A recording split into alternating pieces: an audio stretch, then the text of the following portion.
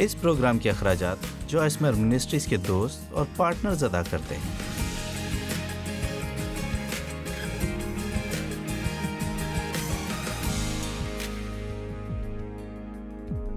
لہٰذا ایک مسیحی ہوتے ہوئے ہمیں جن بڑی بڑی مشکلات کا سامنا کرنا پڑتا ہے، اور دنیا کو مسیحیوں کے ساتھ جو بڑا مسئلہ ہے وہ لوگ ہیں جو صرف باتیں ہی کرتے ہیں اور خدا کے ساتھ نہیں چلتے، کیونکہ وہ یہ فیصلہ نہیں کرتے کہ وہ اپنی پرانی زندگی سے دور رہیں گے۔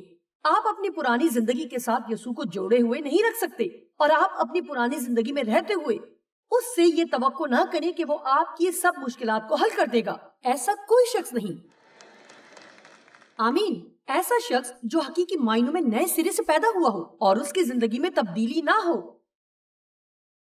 پہلا یوحنا 3 باب اس کی 9 آیت ایمپلیفائڈ بائبل میں یوں لکھا ہے، جو کوئی خدا سے پیدا ہوا ہے وہ عادتاً مقصد کے تحت جانتے بوجھتے ہوئے گناہ نہیں کرتا۔ یہ نہیں لکھا کہ وہ کبھی گناہ نہیں کرتا، لکھا ہے وہ عادتاً مقصد کے تحت جانتے بوجھتے گناہ نہیں کرتا، کیونکہ اس کا تخم اس میں بنا رہتا ہے۔ کیا آپ جانتے ہیں اس سے کیا مراد ہے؟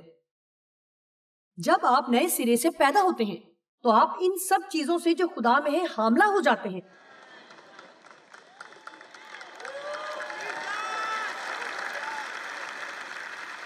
لیکن وہ ہماری روح میں بیج کی صورت میں آتا ہے، اس لیے کلام خدا کلام کا پانی بھی کہلاتا ہے۔ جب بھی آپ خدا کا کلام سنتے ہیں تو آپ خدا کے بیج کو پانی دیتے ہیں جو آپ کے اندر ہے، اور وہ آپ کو بڑھنے میں مدد دیتا ہے۔ میں زیادہ آگے نہیں جا رہی، ہم صرف بادشاہی کے اصولوں کے تحت ہی بادشاہی کی باتوں سے لطف اندوز ہو سکتے ہیں۔ یسوع نے بار بار یہی کہا کہ اگر آپ یہ چاہتے ہیں تو آپ یہ کریں۔ شاید یہ عجیب لگے لیکن مجھے یہ نظام پسند ہے۔ مجھے پسند ہے کہ مجھے کوئی کہے اگر تم یہ چاہتی ہو تو تم یہ کرو۔ اب میری غلطی یہ تھی کہ میں بہت برسوں تک خود کو حلیم کیے اور خدا کی مدد کے بغیر خدا کے کام کو خود سے کرنے کی کوشش کرتی رہی، اور میں زیادہ دور نہ جا سکی۔ لیکن اب میں نے یہ کہنا سیکھ لیا ہے، ہاں میں یہ کرنا چاہتی ہوں، تب جب تم میری مدد کرے تو میں زیادہ ترقی کروں گی۔ متی 7:12 میں لکھا ہے، بس جو کچھ تم چاہتے ہو کہ لوگ تمہارے ساتھ کریں وہی تم بھی ان کے ساتھ کرو، کیونکہ توریت اور نبیوں کی تعلیم بھی یہی ہے۔ اب پرانے عہد نامے میں لکھا ہے، آنکھ کے بدلے آنکھ، دانت کے بدلے دانت۔ اگر آپ کے ساتھ کسی نے برائی کی ہے تو آپ بھی اس کے ساتھ پلٹ کر برائی کریں۔ ہمارے پاس روحانی قوانین کا ایک اور سیٹ موجود ہے۔ خدا کا شکر ہو کہ پرانے عہد نامے کی شریعت نہیں رہی، لیکن ہمارے پاس روحانی اصول موجود ہیں۔ کیا آپ میری بات سمجھ رہے ہیں؟ آپ ایک مسیحی ہو کر ایسے نہیں کر سکتے۔ آپ ایک مسیحی ہو کر دنیا دار لوگوں کی مانند نہیں رہ سکتے۔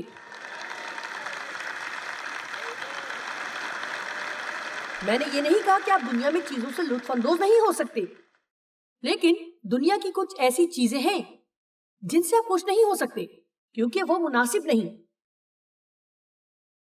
اور وہ اس لائق نہیں۔ میں شام میں ٹی وی دیکھنا پسند کرتی ہوں۔ جانتے ہیں میں عام طور پر ریموٹ کنٹرول اپنے ہاتھ میں رکھنا پسند کرتی ہوں، کیونکہ اس سے پہلے کہ کوئی برا منظر اس پر آئے میں اسے فاسٹ فارورڈ کر کے آگے کر دیتی ہوں۔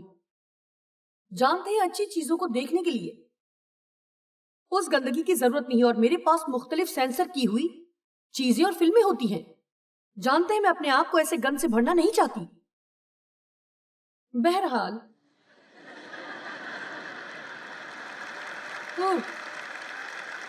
مجھے یہ بیان کرتے ہوئے مشکل پیش آ رہی ہے، لیکن اب بادشاہی کے اصولوں میں ایک نئی چیز ہے۔ جو کچھ لوگوں نے آپ کے ساتھ کیا وہ آپ نے ان کے ساتھ نہیں کرنا۔ آپ ان کے ساتھ وہ کریں جو آپ چاہتے ہیں کہ وہ آپ کے ساتھ کریں۔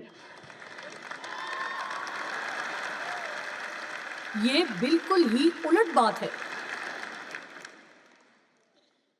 اگر میں ان کے ساتھ اچھا سلوک کروں اور پھر بھی وہ میرے ساتھ اچھا سلوک نہ کریں سوچیں آپ خدا کی فرما برداری کر رہے ہیں تو آپ شادمان ہوں گے اور آپ اس کا اجر پائیں گے. کیا آپ نے سنا؟ اجر کا دن آنے والا ہے. جی کیا آپ نے سنا؟ اجر کا دن آنے والا ہے. میں نے اس کے لیے اپنی ساری زندگی دے دی اور میں اپنا اجر کھونا نہیں چاہتی. اب یہ سب اچھا ہے اور بڑا ٹھیک کام کر رہا ہے اگر یہ ابلیس بیچ میں نہ ہو تو. لیکن یہ ایک حقیقت ہے کہ اگر آپ کچھ اچھا کرنا چاہتے ہیں تو ابلیس بیچ میں ضرور آئے گا. پولس نے کہا جب بھی آپ اچھائی کرنا چاہو گے ابلیس ہمیشہ بیچ میں آئے گا. کانفرنسز کرنے کے دوران ہمیشہ ہی ہمارے ساتھ بڑی مزاحیہ باتیں ہوئی. میرا مطلب ہے ایسا ہونا تھا. ہم سال کے آخر تک ریکارڈ رکھتے ہیں اور میری اسسٹنٹ مجھے پڑھ کر سناتی ہے اور لگتا یوں ہے کہ ابلیس کبھی سمجھ نہیں پا سکتا کہ اب ہم اس کو سمجھ گئے ہیں اور ہم جانتے ہیں کہ وہ کیا کر رہا ہے. لہٰذا ہم صرف اس لیے نہیں رک جاتے کیونکہ وہ ہمارے لیے کچھ مشکلات پیدا کر رہا ہے. میرا مطلب ہے ہمارے ٹیم ممبران میں جھگڑے ہو جاتے جو حل نہیں ہو پاتے. میرا مطلب ہے ہر طرح کی مشکلات اور پھر سب پر دباؤ آ جاتا ہے اور اگر آپ یہاں پورے طور پر ہیں تو ابلیس آپ پر دباؤ ڈالے گا حتیٰ کہ ان پر جو آ رہے ہیں. مجھے نہیں معلوم آپ کے گھر میں کیا کچھ ہوتا ہے جب آپ یہاں آنے کی کوشش کر رہے ہوتے ہیں وہ آپ کو اس طرح سے دباؤ میں لاتا ہے.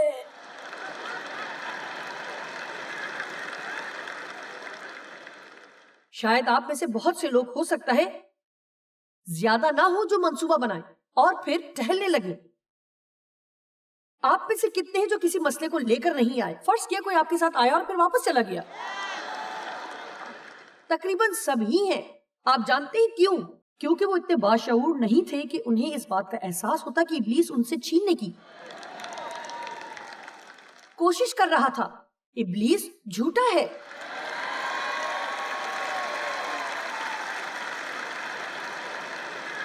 دھوکہ دیتا ہے. وہ بہت بڑا دھوکے باز ہے. اس سے مراد فریب دینا. چور نہیں آتا مگر چرانے، مار ڈالنے اور برباد کرنے کو، جو کہ ایک جھوٹا تاثر دیتا ہے چاہے وہ بیان سے ہو یا اثر و رسوخ سے. مال و دولت کے بارے میں کہا گیا کہ وہ دھوکہ ہے. دنیا سے متعلق کہا گیا وہ بھی ایک دھوکہ ہے. گناہ بھی دھوکہ ہے. میں آپ سے کچھ لمحے دنیا کے متعلق بات کرنا چاہتی ہوں کیونکہ ہم اس میں رہتے ہیں لیکن ہمیں ان جیسا نہیں بن جانا چاہیے. میں اس بات کو واضح کرنا چاہتی ہوں. میرا ایمان ہے کہ خدا ہمیں برکت دینا چاہتا ہے اور میرا ایمان ہے کہ وہ چاہتا ہے کہ ہم اچھی چیزیں حاصل کریں. اور میرا خیال ہے کہ اگر آپ کے پاس چیزوں کی بہتات ہے اور اگر آپ بڑے دل کے مالک ہیں تو اس میں کوئی برائی نہیں. لیکن اگر آپ اس کو واقعی سنبھالنے کے قابل نہیں تو یہ خدا کے ساتھ آپ کے رشتے کو بہت کمزور کر دیں گی. ایسا لگ رہا ہے جیسے ایک چھوٹا گروپ درمیان میں بیٹھا ہے جس کے پاس بہت کچھ ہے.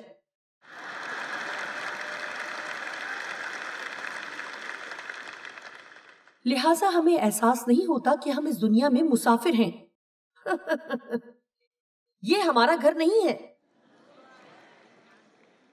کیا آپ کو اس بات پر کبھی حیرانی ہوئی کہ جو کچھ یہاں آپ کے پاس ہے یا جتنی بھی اچھی باتیں آپ کے ساتھ ہوئی تو یقیناً میں یہ کہہ سکتی ہوں آپ نے ان پر 100% صبر و شکر نہیں کیا.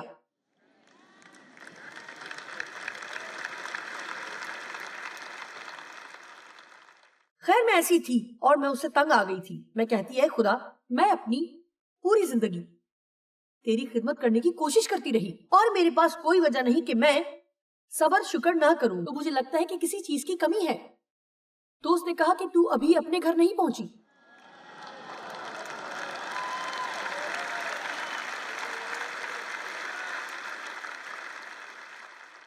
میں اس بات سے زیادہ فکر مند ہوتا اگر تو یہاں 100% صبر شکر اور آرام سے ہوتی. جو تو نے مجھے بتایا کہ کسی چیز کی کمی ہے خدا نے ہمارے دلوں پر ابدیت کو لکھ دیا ہے اور گھر جیسی جگہ کا کوئی بھی نعم البدل ہے ہی نہیں.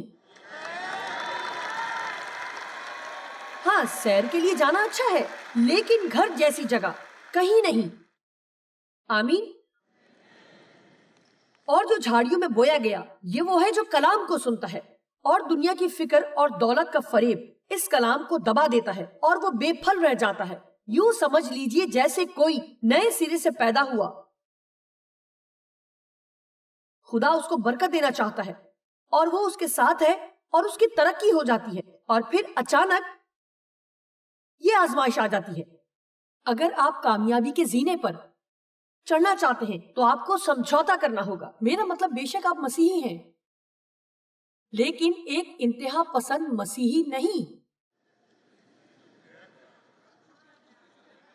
آپ چرچ جاتے ہیں لیکن ضروری نہیں کہ آپ ہر وقت اس سے متعلق بات کرتے رہیں یا آپ اپنے لنچ ٹائم میں ضرور اپنی بائبل پڑھیں. آپ اتنے مذہب پسند بھی نہ بنیں. آپ سمجھ رہے ہیں؟ اور ان میں سے کچھ چیزیں آپ کے لیے قابل قدر ہیں لیکن میں آپ کو بتاتی ہوں کہ جتنا زیادہ آپ کے پاس ہے بہتر ہے کہ آپ اتنا ہی زیادہ خدا کے قریب رہیں. کیونکہ پیسہ، چیزیں اور کامیابی ان میں سے کچھ بھی آپ کو خدا سے دور لے کر نہیں جائے گا. جتنی جلدی وہ باتیں آپ کو اس سے دور کر دیں گی. اس لیے جو چیزیں خدا آپ کو نہیں دینا چاہتا، عقل مندی یہ نہیں کہ آپ ان کے پیچھے پڑے رہیں. کیونکہ اگر آپ یہ سمجھتے ہیں کہ آپ ان کو سنبھال لیں گے، خدا جانتا ہے کہ آپ ایسا کر سکتے ہیں یا نہیں کر سکتے. میری دعا ہے کہ خدا مجھے کوئی ایسی چیز نہ دے جسے میں سنبھال نہ سکوں. میں خدا کو پہلا درجہ دوں. میں ایسا نہیں چاہتی. میں چند برسوں میں یہاں سے کوچ کر جاؤں گی. جب آپ بوڑھے ہو جاتے ہیں تو چیزوں سے متعلق آپ کی سوچ مختلف ہو جاتی ہے. ان چیزوں سے متعلق جو کبھی آپ کے لیے اہم ہوتی تھی. میرا مطلب ہے میں شاپنگ کرنے کی دیوانی تھی. میرے خدایا، میرے لیے بڑی خوشی کا سبب تھا. جانتے ہیں میں شاپنگ مال میں گھوما کرتی تھی، کبھی ایک دکان میں، کبھی دوسری دکان میں، ایک ہی اسٹور میں بار بار، اور پھر دوسرے مال میں، اور پھر اگلے دن بھی جاتی اور اس سے اگلے دن بھی. اور اب بس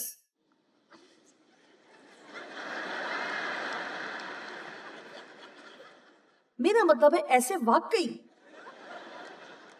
اب میں ایک ہی جگہ سے شاپنگ کرتی ہوں اور ایک خاتون ہے جو وہاں میری دوست ہے. میں اس سے پچھلے 30 برسوں سے کپڑے خرید رہی ہوں. ایسا نہیں ہے کہ مجھے خوبصورت چیزیں اچھی نہیں لگتی لیکن میں انہیں پانے کے لیے مرتی نہیں ہوں، نہ ہی بے چین ہوتی ہوں. میرا مطلب اگر آپ کے پاس 50 جوتوں کے جوڑے ہیں تو پھر بھی کیا آپ کو ایک اور چاہیے؟ اور اگر آپ ایک اور لینا چاہتے ہیں تو یہ بھی سوچ لیں کہ جب کچھ آتا ہے تو کچھ جاتا ہے.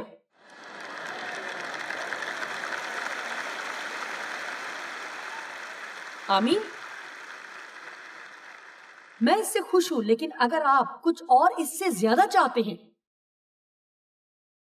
دنیا بڑی پرفریب ہے. اس سے متعلق کیا خیال ہے؟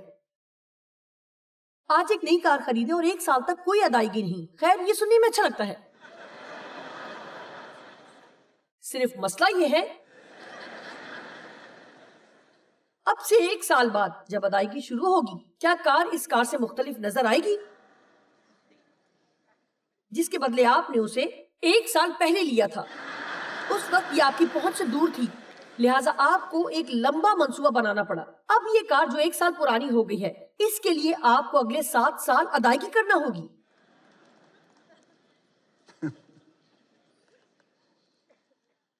میں نے ایک بار جیولری اسٹور سے کانوں کی بالیاں خریدی اور جب میں گھر آئی تو میں نے دیکھا یہ ویسی نہیں لگ رہی تھی جیسے یہ اسٹور پر لگ رہی تھی. کیا آپ نے کبھی یہ بات نوٹ کی؟ پھر مجھے پتا چل گیا کہ یہ جیولری کیس میں لگی لائٹس کی وجہ سے دلکش نظر آ رہی تھی.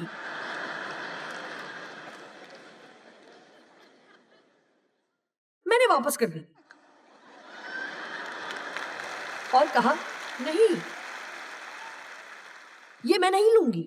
میرا مطلب ہے مجھے خوبصورت چیزیں اچھی لگتی ہیں اور آپ جانتے ہیں کہ میرے پاس ضرورت سے زیادہ جوتے ہیں، ضرورت سے زیادہ بالیاں ہیں، لیکن جو کچھ میرے پاس ہے میں اس میں فیاضی دکھاتی ہوں اور ہمیشہ دیتی رہتی ہوں. لیکن وہ سب چیزیں آپ کے نزدیک یسوع سے بڑھ کر نہیں ہونی چاہیے اور آپ کا اس سے تعلق اس بنیاد پر نہیں ہونا چاہیے کہ جو آپ چاہتے ہیں وہ آپ کو ملتا رہے. خدا کو تحفے لینے کے لیے نہ ڈھونڈیں بلکہ اس کی حضوری کے لیے. مجھے وہ 2 پیکٹ دینا. میں آپ کو ایک مثال دینا چاہتی ہوں کہ دنیا کیا ہے اور ہمارا جسم کیا ہے. اب میرے پاس یہ 2 پیکٹ ہیں، ان میں سے ایک براؤن رنگ کی پیکنگ میں ہے اور یہ بہت خوبصورت ہے. کیا ایسا نہیں ہے؟ اب آپ میں سے کوئی ایسا ہوگا جو ٹھیک انتخاب کرے گا، لیکن آپ میں سے اکثر، اگر میں کہوں ان میں سے آپ کو کون سا چاہیے تو آپ اپنے دل سے اس کو لینا چاہیں گے. اسی طرح سے دنیا خوبصورت دکھائی دیتی ہے اور یہ زبردست ہوگا، لیکن ذرا اندازہ کریں،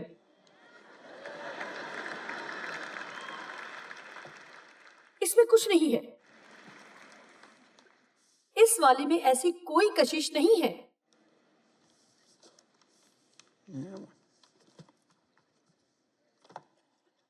شاید ایسا لگتا ہے اس میں کوئی کتاب ہے.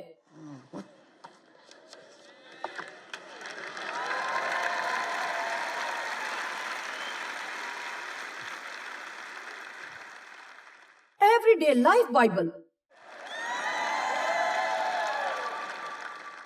اب یہ ایک عظیم خزانہ ہے جو کبھی کسی نے آپ کو دیا ہوگا، کیونکہ اس میں بادشاہی ہے.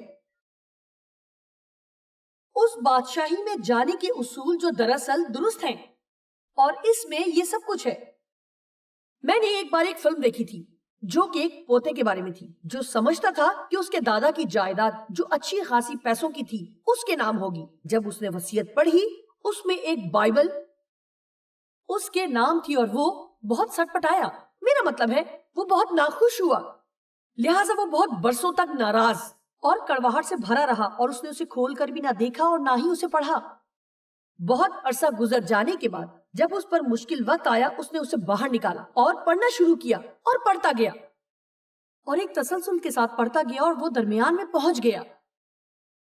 اسے ایک خط ملا جو اس کی اصل وراثت سے متعلق تھا کہ وہ اسے کہاں سے حاصل کر سکتا تھا. اس کے دادا نے ساری جائیداد اس کے نام کی تھی، لیکن وہ نہیں چاہتا تھا کہ اس کا پوتا بادشاہی سے پہلے پیسہ حاصل کرے.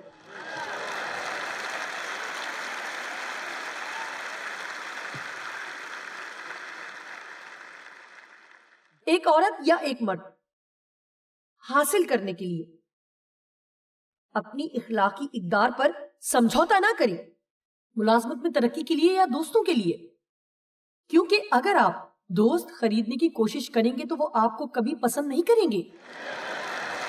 کیا آپ نے سنا؟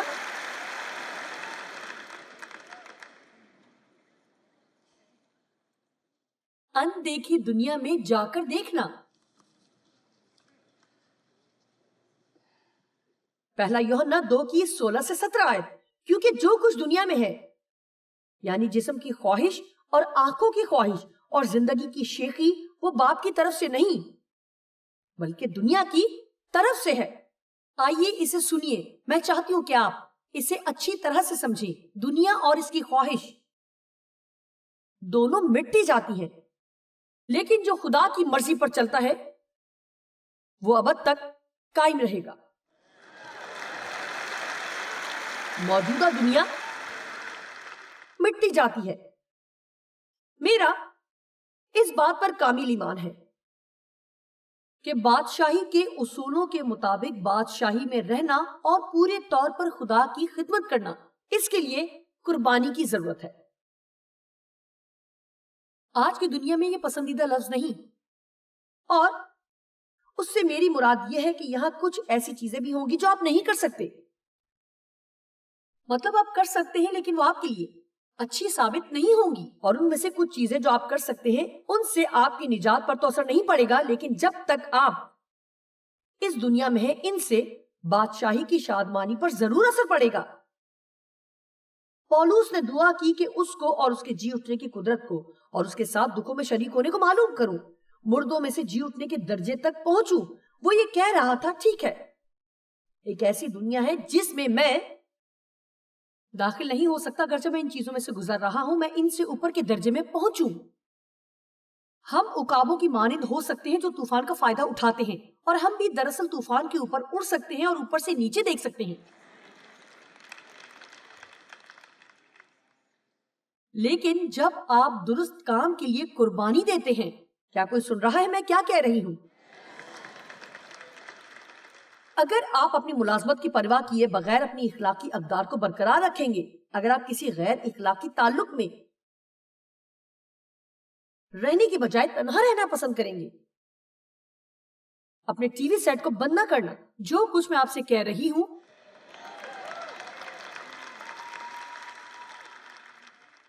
اگر وہ آپ کو پسند نہیں ہے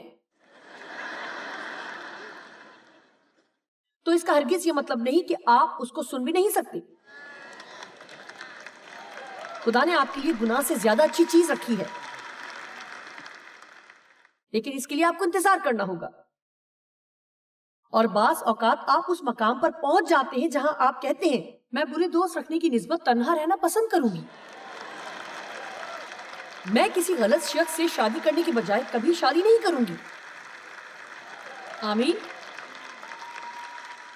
میں اپنے شوہر ڈیو کے متعلق سوچ رہی تھی. جب آپ قربانی دیتے ہیں تو خدا آپ کو اجر دیتا ہے.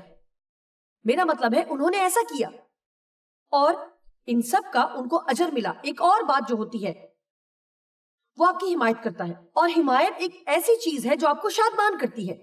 جب خدا آپ کی طرف ہوتا ہے تو یہ باتیں بھی آپ کی زندگی میں ہوتی ہیں جنہیں آپ کی زندگی میں نہیں ہونا چاہیے تھا. یہ کسی اور کے لیے ناقابل فہم بات ہے. کیا آپ جانتے ہیں کیوں؟ یہ خدا کی طرف سے ایک چھوٹا سا اشارہ ہے کہ میں تیرے ساتھ ہوں. لہذا